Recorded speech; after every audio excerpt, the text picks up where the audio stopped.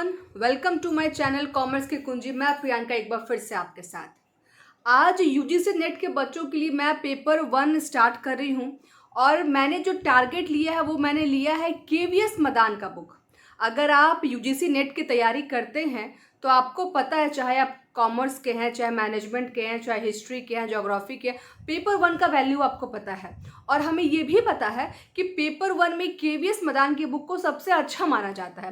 कहा जाता है कि अगर केवीएस मदान अगर आपने कंप्लीट कर लिया है तो पेपर 1 में आपके 60+ स्कोर आ जाएंगे और थोड़ा सा प्रैक्टिस सेट अगर आपने अच्छे से लगा लिया है तो 70+ आने के चांस है।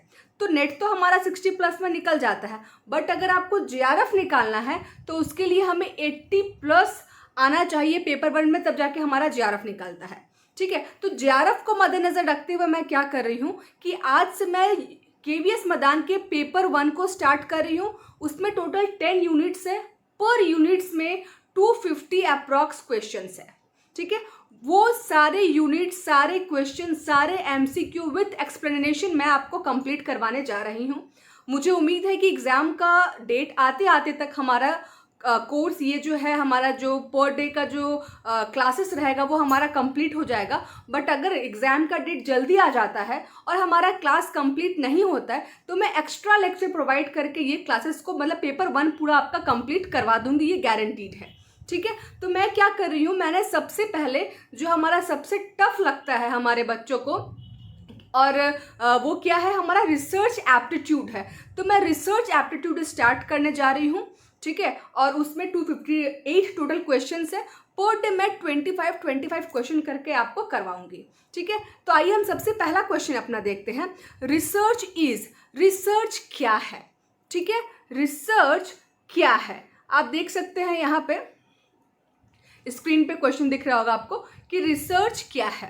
एक पर्पसफुल सिस्टमैटिक एक्टिविटी है या फिर conducted for purely academic purpose के लिए सिर्फ कंडक्ट किया जाता है।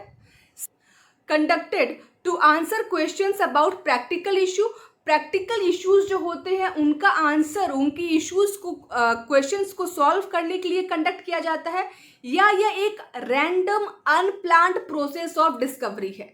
तो देखिए हमें कैसे सॉल्व करना है, टेक्निक भी हम सीखेंगे इसमें। ठीक है, सबसे पहले कि हम जानते हैं कि रिसर्च एक सिस्टमैटिक प्रोसेस है। ठीक है, तो यहाँ पे रैंडम और अनप्लान्ड होने का तो सवाल ही पैदा नहीं होता है। ठीक है, रैंडम और अनप्लान्ड होने का तो सवाल ही पैदा नहीं होता है। इसके बाद हमारा क्या है कि ये प्योरली एकेडमिक पर्पस है। तो क्या ये प्योरली एकेडमिक पर्पस है? नहीं, रिसर्च जो है सिर्फ एकेडमिक के फील्ड में नहीं होती, बल्कि आजकल रिसर्च R&D डिपार्टमेंट हर बड़ी बड़ी कंपनी में आपके अवेलेबल है। तो प्योरली एकेडमिक पर्पस से ही रिसर्च किया जाता है ऐसा हम नहीं बोल सकते हैं। ठीक है, और प्रैक्टिकल क्वेश्चंस के इशू को सॉल्व करने के लिए ये भी हम 100% नहीं बोल सकते हैं। तो हमारा एक आंसर क्या बचा? पर्पसफुल और सिस्टमैटिक एक्टिविटी है आपका रिसर्च। तो हमारा आंसर क्या हो गया? Purposeful and systematic activity. ठीक है, क्लियर है फर्स्ट क्वेश्चन। सेकंड क्वेश्चन में हम आते हैं। All good research aims at, जितने भी रिसर्च होते हैं, जितने भी अच्छे रिसर्च होते हैं, उनका एम क्या होता है? क्या सोसाइटी का बेटरमेंट करना, या डेवलप करना जनरलाइजेशन, थ्योरीज एंड प्रिंसिपल को, या फिर सॉल्विंग रूटीन प्रॉब्लम, या none of this? Solving routine problem तो हमारा नहीं होगा। रूटीन प्रॉब्लम मतलब क्या? डे टू डे के लाइफ में हमारा जो प्रॉब्लम आता है उसको सॉल्व करने के लिए क्या रिसर्च का हम यूज करते हैं? नहीं, तो ये तो हमारा नहीं होगा। ठीक है, तो यहाँ पे बेटरमेंट ऑफ द सोसाइटी हो सकता है, क्योंकि अभी बोला गया है, हमेशा ये रिसर्च पे बोला जाता है कि रिसर्च जो होना चाहिए वो सोसाइटी के बेटरमेंट के लिए होना चाहिए। लेकिन एमसीक्यू में क्या होता है ना कि हर ऑप्शन नियर बाई में हो सकता है, ये भी हो सकता है, वो भी हो सकता है, हमें ऐसा लगता है, लेकिन हमें उसी ऑप्शन को अडॉप्ट करना है जो कि सबसे ज़्यादा क्लोज है क्वेश्चन के। तो सबसे ज़्यादा क्लोज कौन सा हमारा? Developing generalisation, theories and principle. Research में हम क्या करते हैं? थ्योरीज और प्रिंसिपल को डेवलप करते हैं और एक सॉल्यूशन निकालते हैं प्रॉब्लम का। ठीक है, रूटीन प्रॉब्लम का सॉल्यूशन नहीं निकालते हैं। क्लियर है? आइए थर्ड क्वेश्चन पे चलते हैं। थर्ड क्वेश्चन हमारा क्या है, ग्रैंड थ्योरी क्या है। ग्रैंड थ्योरी के बारे में बता दूं मैं आपको कि अमेरिकन सोशियोलॉजिस्ट थे सी विलियम नाम था उनका, सी रिट मिल्स करके नाम था उनका। उन्होंने थ्योरी दिया था ग्रैंड थ्योरी, नाम से ही कि ये बहुत ब्रॉड थ्योरी उन्होंने एक दिया था जिसे हम ग्रैंड थ्योरी के नाम से जानते हैं। तो इसका जो ऑप्शन होगा वो क्या होगा आपका, broad explanation of phenomena in a discipline. Direct आपका सी आंसर, क्योंकि ब्रॉड एक्सप्लेनेशन, ब्रॉड कैटेगरी के लिए ग्रैंड थ्योरी को दिया गया था, अमेरिकन सोशियोलॉजिस्ट ने दिया था। ठीक है, क्लियर है। चलिए हम अपने नेक्स्ट क्वेश्चन में चलते हैं। हमारा नेक्स्ट क्वेश्चन क्या है, हमारा नेक्स्ट क्वेश्चन है यहाँ पे fourth question, the idea that knowledge comes from experience. ऐसा कौन सा आइडिया है, ठीक है, ऐसा कौन सा आइडिया है जो कि नॉलेज जो नॉलेज जो है वो एक्सपीरियंस के थ्रू आता है। तो हम जानते हैं जो एम्पेरिकल रिसर्च होता है, जैसे हम एम्पेरिकल रिसर्च अगर आपने पढ़ा होगा, ठीक है, मैं एक्सप्लेन करते जानूँ, अगर आपने नहीं भी पढ़ा तो कॉन्सेप्ट भी आपका यहाँ पे क्लियर होता जाएगा। ठीक है, यहाँ पे क्या होता है कि एम्पेरिकल रिसर्च जो होता है ना, वो हम अपने एक्सपीरियंस के बेसिस पे क्रिएट करते हैं। ठीक है, तो यहाँ पे क्या होगा, एम्पेरिकिज्म जो लिखा है यही हमारा आंसर होगा। हमेशा याद रखिएगा ये क्वेश्चन बहुत ही सिंपल है और इम्पॉर्टेंट भी है कि वैसा नॉलेज जो हमारे एक्सपीरियंस से आता है उसे एम्पेरिकल रिसर्च कहते हैं या फिर एम्पेरिकिज्म कहते हैं। ये क्वेश्चन आगे भी हो सकता है कि आपका देखने को मिले। Next question, a theory is defined as. Theory को हम कैसे डिफाइन करते हैं? देखिए थ्योरी क्या होता है, थ्योरी मतलब set of systematic of principles, ठीक है, उसे हम थ्योरी कहते हैं। तो यहाँ पे क्या है आपका, ए और बी जो है set of systematically related statement और लॉ लाइकिंग जनरलाइजेशन, दोनों ही ऑप्शन आपका होगा, इसीलिए इसका आंसर क्या होगा, सी इसका सही आंसर होगा। क्लियर है, चलिए आगे बढ़ते हैं, नेक्स्ट पेज में चलते हैं। हमारा यहाँ पे क्या है, सिक्स्थ क्वेश्चन क्या बोलता है, एपिस्टिमोलॉजी रिफर्स टू। एपिस्टिमोलॉजी क्या होता है? देखिए लॉजी का मतलब जो होता है यहाँ पर, लॉजी का मतलब आप जानते हैं, ये लॉजी क्या है, रूट वर्ड है। अगर कोई क्वेश्चन का आंसर अगर आपको नहीं भी आता है ना, तो बेसिक्स भी अगर थोड़ा सा क्लियर होगा तो कुछ आंसर आप नहीं भी पढ़े हुए क्वेश्चंस को सॉल्व कर सकते हैं। ठीक है, एपिस्टिमोलॉजी क्या होता है, लॉजी का मतलब होता है स्टडी, कभी भी लॉजी का मतलब होता है स्टडी करना। ठीक है, जैसे बायोलॉजी यानी पेड़ पौधों, बायोलॉजी का स्टडी करना, जूलॉजी का स्टडी करना। ठीक है, वैसे ही होता है लॉजी मतलब स्टडी करना। तो देखिए दो ऑप्शन तो यहीं पर आपके कट गए, यूज्ड इन यहाँ पे साइंस हट जाएगा यहाँ पे आपका, और टाइप ऑफ इंटरव्यूइंग टेक्निक ये भी हट जाएगा, क्योंकि दो चीज में आपका स्टडी लिखा हुआ है। एक आपका term used to study the types of disease और फील्ड ऑफ स्टडी। और देखिए हमको पता है कि जो डिजीज का जो स्टडी करता है उस टर्म को हम पैथोलॉजी बोलते हैं। तो सी तो हमारा आंसर नहीं, बी तो हमारा आंसर नहीं होगा, तो सिर्फ एक आंसर बचा और उसको हम क्या करेंगे, सी यानी हमारा सी क्या हो जाएगा, हमारा करेक्ट आंसर हो जाएगा। ठीक है, एपिस्टो का मतलब होता है नॉलेज। जब हम नॉलेज के ऊपर स्टडी करते हैं, नॉलेज के फील्ड में जब हम स्टडी करते हैं तो उसे हम कहते हैं एपिस्टोलॉजी। क्लियर है, एपिस्टिमोलॉजी। नेक्स्ट क्वेश्चन पे चलते हैं, क्वेश्चन नंबर 7। देखिए सेम क्वेश्चन फिर से है, थ्योरी का कॉन्सेप्ट भी क्लियर होना हमारा जरूरी है कि थ्योरी का फंक्शन क्या है। क्या integrating and summarising current knowledge, जो हमारे पास करंट नॉलेज है उसको इंटीग्रेट करना, समराइज करना, यानी उसको एक जगह पर लाना, या मेकिंग प्रिडिक्शन, क्या होने वाला है वो भी प्रिडिक्ट हम कर सकते हैं, या फिर एक्सप्लेनिंग फिनोमेना, कोई फिनोमेना को क्या करना, एक्सप्लेन करना। तो थ्योरी का ये सारा ही फंक्शन है, थ्योरी में हम ये तीनों ही चीज देखने को हमें मिलता है, तो इसलिए हमारा आंसर क्या हो जाएगा, ऑल ऑफ द अबव। ठीक है, चलिए next question, 8th number, Which of the following term explain the idea that knowledge comes from experience? देखिए सेम क्वेश्चन आपका है, जो बोल रहा है कि सेम ही, बिल्कुल सेम ही क्वेश्चन है और ऑप्शन भी हमारा सेम ही दिया हुआ है। ये क्या हो जाएगा आपका, एम्पेरिकिज्म। बहुत दिमाग लगाने की इसमें ज़रूरत नहीं है। चलिए लास्ट क्वेश्चन हमारा यहाँ पे, लास्ट क्वेश्चन नहीं है, मतलब इस पेज का ये लास्ट क्वेश्चन है। ठीक है, यहाँ पे क्या है, 9th नंबर क्वेश्चन देखते हैं। In every field research pursuits promote systematic and gradual advancement of knowledge but discoveries are rare। बोल रहा है कि हम लोग जो रिसर्च है उसको तो हर फील्ड में क्या करते हैं, एडवांसमेंट करते हैं, उसको प्रमोट करते हैं, सिस्टमेटिक वे में करते हैं, बट डिस्कवरी जो है वो रेयर होता है। मतलब रिसर्च तो हर कोई कर लेता है, लेकिन डिस्कवरी जो है वो हमें रेयर देखने को मिलते हैं। तो इसका आंसर क्या होगा? क्योंकि मोस्ट पीपल के पास क्या रहता है? Lack of depth knowledge. अगर आपको कुछ डिस्कवर करना है, देखिए ये क्वेश्चन 1997 में आया था, बहुत पहले का, बट KVS मैदान में ये एक प्लस पॉइंट है कि प्रीवियस ईयर के क्वेश्चंस भी आपको इसमें दिए गए हैं, ठीक है, और प्लस प्रैक्टिस क्वेश्चंस भी दिए गए। तो हम सबको लाइन से करते चलेंगे, हम नॉट अ सिंगल क्वेश्चन हम स्किप भी नहीं करेंगे, कोई भी क्वेश्चन स्किप नहीं करेंगे, हम सारा कुछ लाइन से करेंगे, ठीक है। जिसमें आपको डाउट होगा तो वो आप मुझे कमेंट कर दीजिएगा, मैं उसको और अच्छे से उस पर वीडियो शॉर्ट बना के आपको और अच्छे से एक्सप्लेन कर दूंगी, ठीक है। तो क्या होता है कि रिसर्च तो हर कोई कर लेता है, लेकिन डिस्कवरी करने के लिए क्या होता है, उस चीज़ के बारे में बहुत डेप्थ नॉलेज हमको चाहिए होता है, और वो डेप्थ नॉलेज की कमी के कारण क्या होता है, डिस्कवरी जो होता है वो रेयर होता है। क्लियर है? चलिए next question, 10 number question.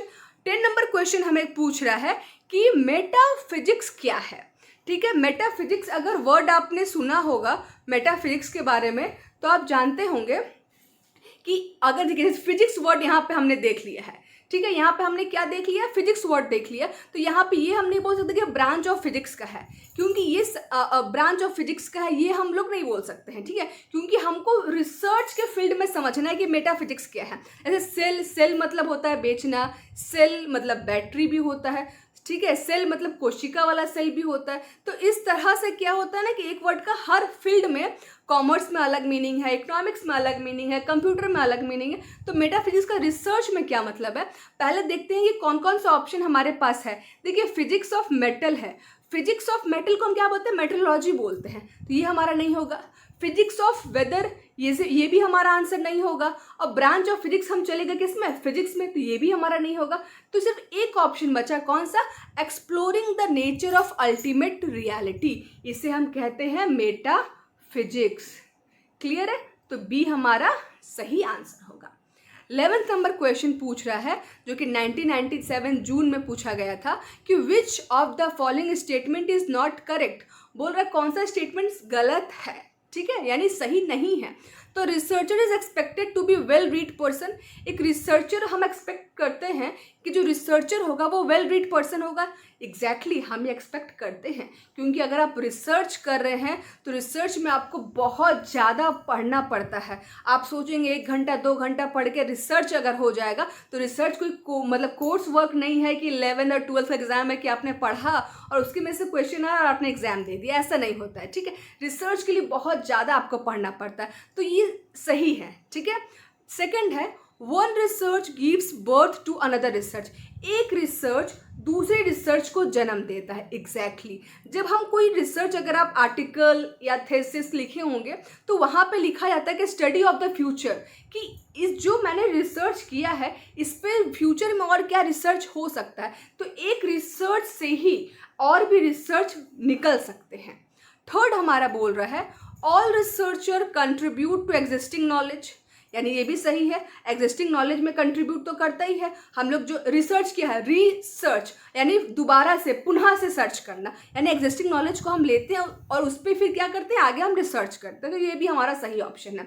D हमारा क्या बोल रहा है, अ good researcher is a nice person, जो एक रिसर्चर होता है वो एक अच्छा इंसान होता है। क्या ये सही है? ज़रूरी है कि वो अच्छा इंसान होगा, क्योंकि अगर कोई रिसर्चर है तो उससे उसका नेचर का पता हम नहीं कर सकते हैं कि वो अच्छा या खराब है। तो इसके हिसाब से हमारा जो डी होगा वो करेक्ट हमारा आंसर होगा। यानी कौन सा स्टेटमेंट करेक्ट नहीं है? तो a good researcher is a nice person. Clear? चलिए next 12th number, which of the following is defined as a systematic method, किसको हम सिस्टमैटिक मेथड बोलते हैं? Of evaluating statistical data based on the result of several independent study of the same problem.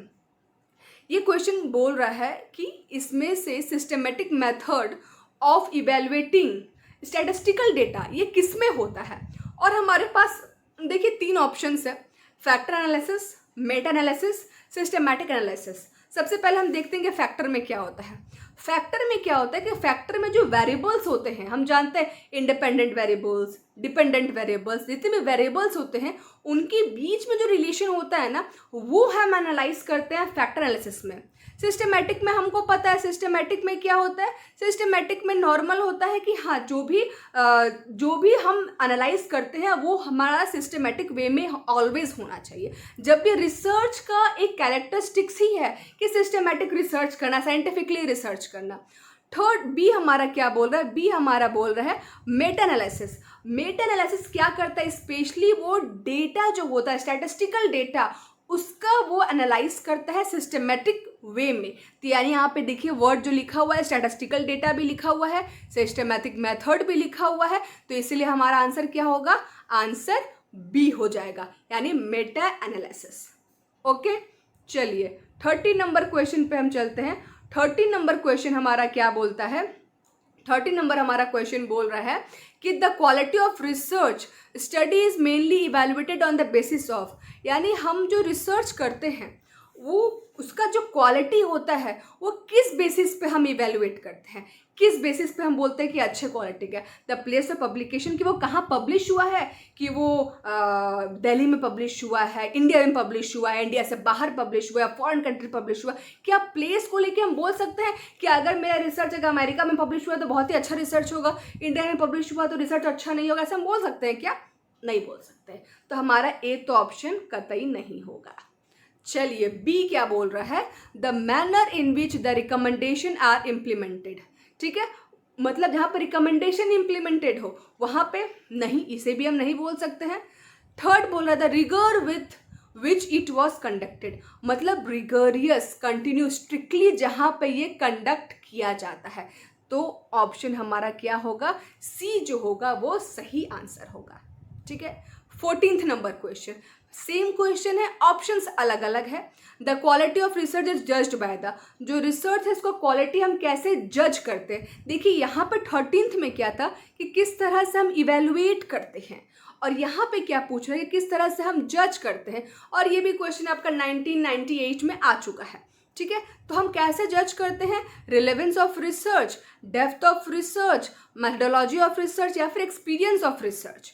तो हम क्या करते हैं, कौन सा मेथडोलॉजी हमने अडॉप्ट किया है रिसर्च करते वक्त, उस पर हम बताते हैं कि रिसर्च का क्वालिटी कैसा, यानी हमारा बी होगा आंसर। मैं थोड़ा सा और एक्सप्लेन कर दूं, अगर आप जैसे कि आपने रिसर्च प्रपोजल बनाया है, नॉर्मली जब हम पीएचडी में एडमिशन लेने जाते हैं तो हम रिसर्च प्रपोजल बनाते हैं, और हमारा इंटरव्यू जब होता है तो हमें वो प्रेजेंटेशन देना पड़ता है। अभी क्या है कि अभी तो कोरोना का समय, तो ऑनलाइन सारे यूनिवर्सिटी जो हैं वो ऑनलाइन ले रहे हैं प्रेजेंटेशन, आपका पीपीटी के थ्रू आप जूम पे या गूगल मीट पे वो ले रहे हैं, अदरवाइज आपको ऑफलाइन देना पड़ता है। तो डायरेक्ट आपका टाइटल पूछते हैं, वो आपसे इंट्रोडक्शन नहीं पूछेंगे, वो आपसे ऑब्जेक्टिव आपसे पूछते हैं, और डायरेक्ट ये पूछेंगे कि आपने मेथडोलॉजी कौन सा अडॉप्ट किया रिसर्च करने में। डायरेक्ट वो आपके मेथड्स पे आते हैं, आपका मेथड्स जितना अच्छा, जितना स्ट्रॉन्ग रहेगा, उससे वो समझ जाएंगे कि आपका रिसर्च का क्वालिटी कैसा होगा। इसीलिए हमारा आंसर क्या होगा, बी होगा। चलिए 15th नंबर क्वेश्चन हमारा क्या बोल रहा है, 15th नंबर क्वेश्चन हमारा बोल रहा है कि one of the following is not a quality of researcher. कौन सा पॉइंट है जो कि रिसर्चर का क्वालिटी नहीं है, unison with that of which he is in research. ठीक है, यानी जहाँ पे रिसर्च कर रहे हैं वहाँ पे यूनिसन मतलब यूनिटी बना के रखना। He must be of alert mind, alert mind का तो होना चाहिए रिसर्च अगर आप कर रहे हैं तो। कीनेस एंड इंक्वायरी, यानी बहुत उत्सुकता होनी चाहिए इंक्वायरी करने की, हर चीज़ में क्यूरियोसिटी होनी चाहिए। फिर his assertion to outstrip the evidence, तो इसका सही आंसर क्या होगा, हमारा डी इसका सही आंसर होगा। ये क्वेश्चन के बारे में मैं बता दूँ, ये जो 15 नंबर क्वेश्चन है ना, इसका कहीं कहीं आंसर कुछ और भी दिया हुआ है, कहीं पर ए आंसर दिया हुआ है, कहीं पर डी आंसर दिया हुआ है, तो आप लोग कंफ्यूज मत होइएगा। इसका आंसर मोस्ट प्रोबेबली जो सूटेबल आंसर है वो डी होगा। ठीक है, चलिए 16 number, which of the following periodically is specifically mean for publishing research work, यानी जो रिसर्च हम करते हैं, रिसर्च वर्क हमारा कहाँ पब्लिश होता है। अगर आप पीएचडी कर रहे हैं या फिर नेट की तैयारी कर रहे हैं या आपका कोर्स वर्क चल रहा है, तो ये क्वेश्चन का आंसर हर किसी को पता होगा कि जो पीएचडी जो रिसर्च वर्क होता है वो हमारा जनरल में पब्लिश होता है, मैगजीन में नहीं, मोनोग्राफ्स में नहीं, बुक्स में नहीं, जनरल। मेरा खुद का करीबन 4 या 5, बहुत ज़्यादा नहीं, 4 या 5 रिसर्च पब्लिश हुआ है, तो मैं जानती हूँ कि हाँ मतलब बहुत अच्छे लेवल में पब्लिश नहीं हुआ है, पीयर रिव्यूड और यूजीसी केयर वगैरह में पब्लिश हुआ है, ठीक है। तो वहाँ पे आप लोग याद रखिए कि जनरल जो होता है, जनरल हमें सर्च करना पड़ता है और उसमें हम क्या करते हैं, अपने रिसर्च वर्क को पब्लिश करते हैं। Okay, 17th number question. 17th number क्या पूछ रहा है हमसे, which of the following option are the main task of research in modern society. Modern society में रिसर्च का मेन टास्क क्या है? ऑप्शंस हमारे पास है, to keep pace with the advancement in the knowledge, जो नॉलेज है उसके साथ पेस बनाकर चलना, ठीक है, मुझे तो सही लग रहा है। To discover new thing, yes, research में हमारा तो ये होता है कि हम कुछ नया चीज़ जिसको डिस्कवर करेंगे, ठीक है। उसके बाद to write a critique on earlier writing, यानी हम क्या करते हैं, अर्लियर राइटिंग क्या होता है, जैसे कि जो हम जब रिसर्च करते हैं ना, या हम आर्टिकल लिखते हैं या थेसिस लिखते हैं, तो हम वहाँ पे लिटरेचर ऑफ रिव्यू लेते हैं। लिटरेचर ऑफ रिव्यू में क्या होता है कि जितने जो पुराने, जो मैंने कुछ टॉपिक लिया, ठीक है, मैंने कुछ टॉपिक लिया, तो उस टॉपिक पे बाकी रिसर्चर ने क्या क्या लिखा है वो हमें अपने रिसर्च में लिखना पड़ता है, जो कि लिटरेचर ऑफ रिव्यू में आता है, ठीक है। तो क्या उसमें हम जो पुराने जो लिखे हैं उसका क्रिटिक करते हैं, मतलब उसकी बुराई करते हैं? तो नहीं, हम ऐसा नहीं करते, ये हमारा नेगेटिव पॉइंट है, तो ये हमारा थर्ड तो नहीं होगा। फोर्थ क्या बोल रहा है, to systematically examine and critically analysis the investigation और सोर्सेज विथ ऑब्जेक्टिविटी, यानी ये सही है, सिस्टमेटिकली एग्जामिन करते हैं, क्रिटिकल एनालाइज करते हैं, तो ये हमारा सही है। यानी ऑप्शन क्या होगा हमारा 1, 2 एंड 4। 1 to 4 कहीं पर दिया है, यस, ये जो बी है ऑप्शन हमारा, ये क्या है 1 to 4। क्लियर, चलिए नेक्स्ट 18th नंबर। 18th क्या बोल रहा है, विच of the following description is true in the context of defining theory. Theory का ये हमारा थर्ड क्वेश्चन, थ्योरी से रिलेटेड हमारे थर्ड क्वेश्चन ये है। An organized body of concept and principle intend to explain a particular phenomena. Tentative explanation that new data either support or do not support. App that drive further research or none of the above. तो हम क्या पढ़े थे कि theories में क्या होता है, एक सेट ऑफ प्रिंसिपल होता है, नया हम कुछ उसमें क्या करते हैं, कुछ अपने जो प्रिंसिपल हम जो बनाते हैं उसके अकॉर्डिंग हम कुछ नया फ्यूचर में प्रिडिक्शन भी कर सकते हैं। यानी हमारा मोस्ट सुटेबल आंसर क्या होगा, हमारा ए होगा। An organised body of concept and principle intended to explain a particular phenomena, कुछ एक पर्टिकुलर फिनोमेना होता है उसको एक्सप्लेन करने के लिए हम इसका यूज करते हैं। ओके, चलिए नेक्स्ट हमारा क्या है, नेक्स्ट हमारा क्या है, चलते हैं 19th number question. 19th number हमें क्या पूछ रहा है, research can be conducted by a person who, research कौन कंडक्ट कर सकता है, हैज स्टडीड रिसर्च मेथडोलॉजी, जिसने रिसर्च मेथडोलॉजी को पढ़ा है, hold a post graduate degree, क्या रिसर्च करने के लिए पोस्ट ग्रेजुएट डिग्री होना ज़रूरी है, यानी आपका मास्टर्स होना ज़रूरी है? तो नहीं, ऐसा ज़रूरी नहीं है। लेकिन हाँ देखिए, जैसे नेट एग्ज़ाम हम दे रहे हैं तो वहाँ पे हम नेट एग्ज़ाम कब देंगे, जब हमारे पास मास्टर्स है। नेट हम पास अगर किए हैं या फिर मास्टर्स है तब हम पीएचडी में एडमिशन ले सकते हैं, तो हम रिसर्च करेंगे। ऐसे आप मत जाइए, ये तो एकेडमिक की बात हो गई, लेकिन यहाँ पे सिर्फ रिसर्च का बात हो रहा है कि रिसर्च क्या एक जो मास्टर्स जो नहीं किया है, जो सिर्फ मास्टर्स में है, क्या वो नहीं कर सकता है रिसर्च? तो वो भी कर सकता है। किसी कंपनी के एम्प्लॉय जो होते हैं क्या वो रिसर्च नहीं करते हैं? वो भी रिसर्च करते हैं। कोई भी प्रोडक्ट जब मार्केट में आता है उसके पीछे बहुत बड़ा R&D डिपार्टमेंट होता है। क्या हर किसी के पास पीजी की ही डिग्री होती है? नहीं, ये ज़रूरी नहीं है। यानी hold a post graduate degree ये हमारा ज़रूरी नहीं है। Possess thinking and reasoning ability, मतलब उसका जो सोचने की जो क्षमता है वो क्या होना चाहिए, उसका थिंकिंग अच्छा होना चाहिए, मतलब क्रिटिकल थिंकिंग होना चाहिए, ठीक है, ये हो सकता है हमारा। और इज़ अ हार्ड वर्कर, कि वो हार्ड वर्कर हो। तो देखिए हार्ड वर्कर, और आजकल की डेट में हार्ड वर्क का रिप्लेस करके स्मार्ट वर्क ने जगह ले लिया है। आजकल लोग बोलते हैं कि हार्ड वर्क से ज़्यादा स्मार्ट वर्क पे लोग बिलीव करते हैं, ठीक है। और वो स्टडी रिसर्च मेथोडोलॉजी पढ़ाओ, मतलब जो मान लीजिए कि जो कॉलेज जो कंपनी में जो रिसर्च करा, क्या रिसर्च मेथोडोलॉजी का चैप्टर वो पढ़ा है क्या? नहीं, ये भी ज़रूरी नहीं। यानी आपको क्या होना चाहिए, रिसर्च करने के लिए आपके पास क्रिटिकल थिंकिंग होनी चाहिए और रीजनिंग एबिलिटी होनी चाहिए और एनालाइज करने की क्षमता होनी चाहिए। यानी हमारा कौन सा आंसर सही होगा, हमारा ऑप्शन सी जो है वो सही होगा, ठीक है। चलिए 20 नंबर क्या है, the best quality of researcher is, एक रिसर्चर का बेस्ट क्वालिटी क्या होता है? क्यूरियोसिटी, जानने की इच्छा, मतलब ये जानना है वो जानना है, बिल्कुल होनी चाहिए। उसके बाद है एक्टिव इमेजिनेशन, यानी कल्पना करना, इमेजिनेशन। अगर हम जब रिसर्च करते हैं ना, उसके पहले हम सारा कुछ सोच लेते हैं कि हम कैसे करना है, वहाँ पे क्या करना है, कितने लोग का इंटरव्यू करना है, डिस्क्रिप्टिव डेटा क्या होगा, सर्वे किस तरह से करेंगे, प्रॉब्लम हमारा क्या, ऑब्जेक्टिव क्या।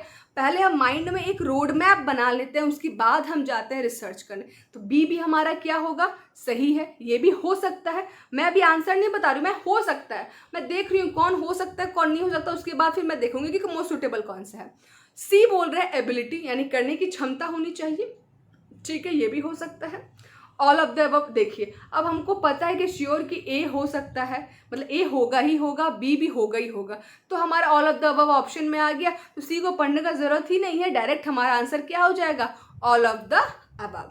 21 नंबर क्वेश्चन क्या बोल रहा है, the result of building up information from piece of information, मतलब एक पीस ऑफ इंफॉर्मेशन से और अधिक इंफॉर्मेशन को बिल्ड करना, उसे हम क्या कहते हैं, तो उसे हम सिंथेसिस कहते हैं। ये बहुत बेसिक क्वेश्चन, ये आप लोगों को पता होगा कि एक इन्फॉर्मेशन हमारे पास है, यानी इसको हम लीड बोलते हैं, उससे हम दूसरा इन्फॉर्मेशन एक्वायर करते हैं, उसे हम सिंथेसिस बोलते हैं। फिर भी दो ऑप्शन को देख लेते हैं। एनालिसिस क्या होता है, जब कोई चीज़ हमारे पास है उसको इंटरप्रेट करने को हम बोलते हैं एनालाइज करना, ये हमारा नहीं होगा।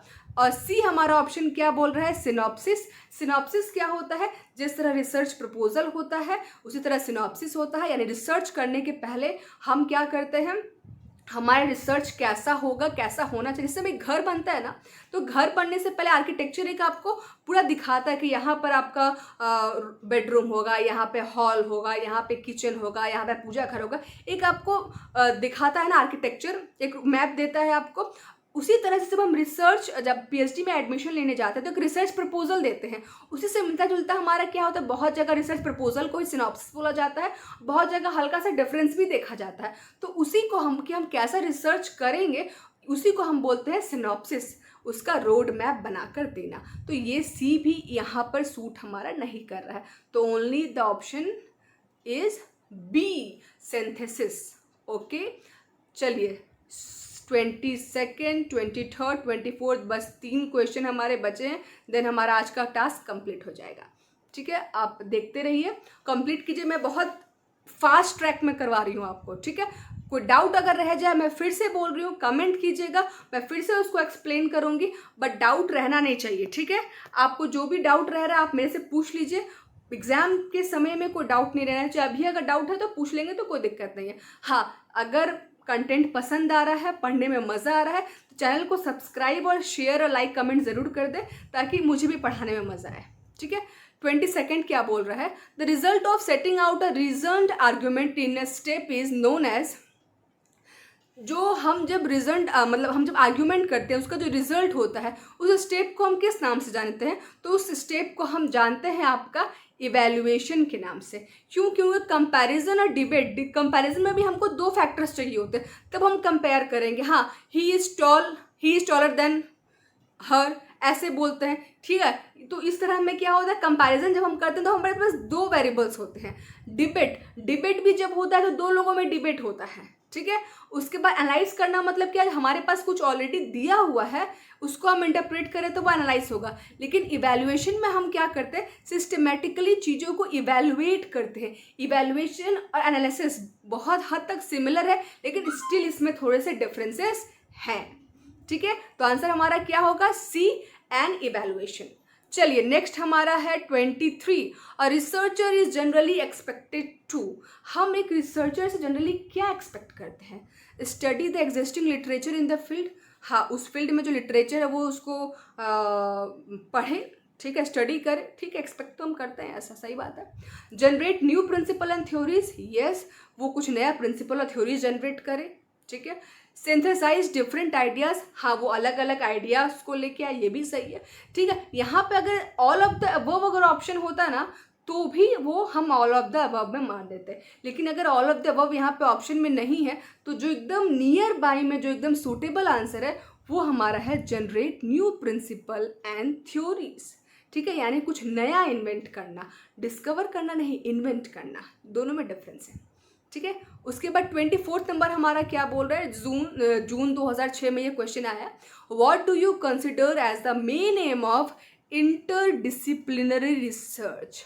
अब यहाँ पे पहले समझिए कि इंटरडिसिप्लिनरी का मतलब क्या होता है। इंटर का मतलब क्या होता है, एक दूसरे के मतलब अंदर, जैसे इंटर स्टेट बोलते हैं ना कि हाँ आप जैसे कि लॉकडाउन जब लगा था तो बोला गया था कि आप इंटर स्टेट ट्रैवल कर सकते हैं, यानी एक स्टेट के अंदर ही आप कर सकते हैं, तो वो इंटर हो गया। और डिसिप्लिनरी मतलब क्या होता है, कोई ना कोई एरिया, कोई डिपार्टमेंट, उसको हम बोलते हैं डिसिप्लिनरी। ठीक है, तो डिपार्टमेंट्स के जो जितने भी डिपार्टमेंट्स हैं उनके अंदर ही रिसर्च करना, एक तरह से हम बोल सकते हैं। तो उसका एम क्या रहता है, देखिए क्या होता है नॉर्मली कि रिसर्च में क्या होता है, अलग अलग एरिया होता है। साइंस होता है, कंप्यूटर इंफॉर्मेशन टेक्नोलॉजी होता है, उसके बाद आपका इंग्लिश रिलेटेड होता है, कॉमर्स का होता है, मैनेजमेंट का होता है, अलग अलग एरिया, इकोनॉमिक्स का होता है, अलग अलग एरिया भी होता है। लेकिन इंटरडिसिप्लिनरी में क्या होता है ना, सारा कुछ ऑलमोस्ट मिक्स रहता है, यानी आप किसी में भी रिसर्च कर सकते हैं। तो वो क्या हो जाएगा, क्राइटेरिया उसमें मतलब क्राइटेरिया उसमें नहीं होता है, वो होता है इंटरडिसिप्लिनरी रिसर्च। तो इसका जो मेन एम जो होता है ना, to bring out holistic approach to research, एक रिसर्च पे हॉलिस्टिक अप्रोच जो होता है वो करना, वो होता है main aim of interdisciplinary research. हाँ, to reduce the emphasis of single subject in research domain. हाँ, अभी हम जो बता रहे थे ना कि कोई कोई पर्टिकुलर डिपार्टमेंट होता है जिसमें कि क्या होता है, सिंगल सब्जेक्ट पे रिसर्च होता है, तो वही बोला उसको रिसर्च को रिड्यूस करना। तो ये इसका एम तो है, बट मेन एम नहीं है। यहाँ पे मेन एम पूछ रहा है, main most suitable to over simplify the problem of research, यानी जो प्रॉब्लम जो है रिसर्च का उसको सिंप्लीफाई करना, ये तो होता ही है, बट मेन एम पूछ रहा है to create a new trend in research methodology, research methodology के फील्ड में नया ट्रेंड लाना। ठीक है, तो हमारा आंसर क्या होगा, यहाँ पर ए हमारा सही आंसर होगा। और ये हमारा, हम चलते हैं अपने लास्ट क्वेश्चन में। हमारा लास्ट क्वेश्चन क्या बोल रहा है, one of the essential characteristics of research, last but not the least and most easiest question ये जो है आपका, यहाँ पे बोल रहा है one of the essential characteristics of research. सबसे इम्पॉर्टेंट जो है, हम कैरेक्टरिस्टिक्स अगर आपने पढ़ा है, ऑब्वियसली अगर आप नेट का एग्जाम दे रहे हैं तो ये तो बेसिक्स है एकदम रिसर्च का कि उसके कैरेक्टरिस्टिक्स क्या है, तो ये आपको पता होगा। तो इसमें एकदम आपको कहीं कुछ सोचना नहीं है, क्या होगा, जनरलाइजिबिलिटी, ये हम पढ़े हैं, ये पॉइंट हमारा कि ये क्या होता है, रिसर्च का कैरेक्टरिस्टिक्स होता है।